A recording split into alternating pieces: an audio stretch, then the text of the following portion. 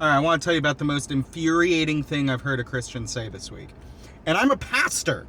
So, I get lots of opportunities to hear Christians say really stupid and terrible things.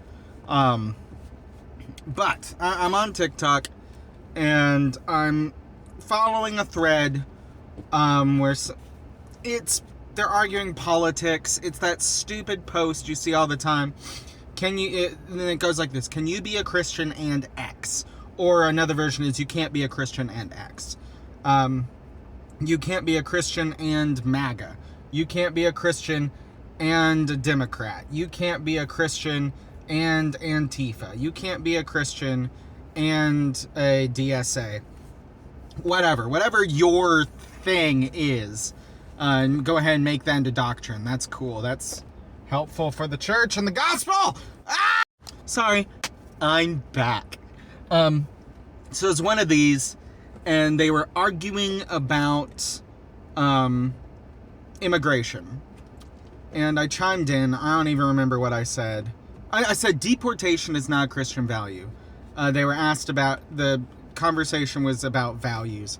And this person said that deportation is a Christian value. That's kind of nonsense. So I left a comment that said something to the effect of, that's kind of nonsense. And they clapped back, and I answered their question even though it wasn't in good faith. And I explained, because they were mad about Muslims in Michigan. And they think we need to deport them or something like that for being Muslim. I said something to the effect of, Jesus told you to love your neighbor, not to try to destroy them. Even if they are your enemy, Jesus explicitly says to love them. You must love your neighbor, but if they're your enemy, you gotta love them even more. But this person responds with the most infuriating thing I've seen a Christian say this week. Don't worry, it was worse last week. But they said, Jesus said to love your neighbor, not your illegal neighbor.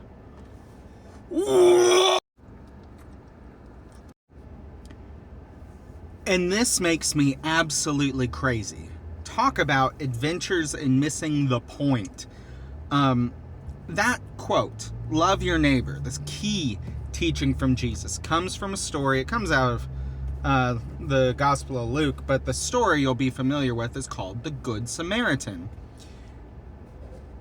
And the point of the story is that the worst person you can think of, the person that is your enemy, the person that is antagonistic to your community, the person that you think of as the most other, the least redeemable, the worst kind of person, they are your neighbor!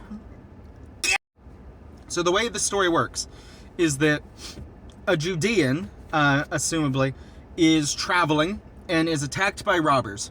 And he is not helped by the traditional stand-in good characters. He's not helped by religious leaders or by countrymen. He is then helped by a Samaritan. The Samaritans are the disgusting, hated, half-breed interlopers. I bet there were Judeans calling them illegal. The occupied land that used to be theirs, and now this weird, because of the exile and repopulation and who got left and who moved in and intermarrying, the Samaritans are the worst. And they're the worst not just because they're different, but because they're kind of similar, which makes it even more bad. Like, it's one thing to be completely other, but sort of like how Christians hate Christians they disagree with more than atheists. We're dealing with that sort of situation here. But there's never a situation where Jesus' audience would have ever said good Samaritan. A Samaritan categorically cannot be good, and that's the point. The last time I preached on this, I tandem preached with a dear friend of mine, and we just tried to one-up each other for 20 minutes to see who could make the congregation the most uncomfortable. So we told the story over and over again, and we said, Donald Trump stops to help the Antifa protester. We said ICE stops to aid an injured immigrant. We said the police stop to help an injured BLM activist. We said that a Muslim socialist mayor stops to help a red hat wearing January 6er. A terrorist helps the pastor. And we went as crazy as we could at that time with what was going on. Today it would be something like Dr. Fauci rescues RFK type thing. But the whole point of the story is to break your imagination. The categories that you have drawn of who's good and who's bad, who's in and who's out, who is safe and who is dangerous, who is desirable and who is not, who is supposed to be here and who isn't. Jesus thinks all of your categories are stupid. Your job, according to Jesus, and this matters if you call him Savior, if you call him Lord, if you are mad at Coca-Cola because they won't let you say that Jesus is your king on Coke bottles.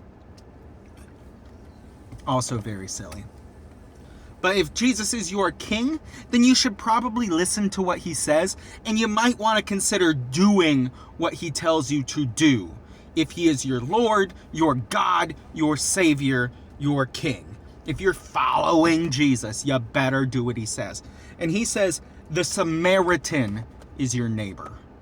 The person that you are most conditioned to not care about, to hate, to fear, that is who you are called to love. So yes, love your neighbor, even your illegal neighbor. Grace and peace, y'all.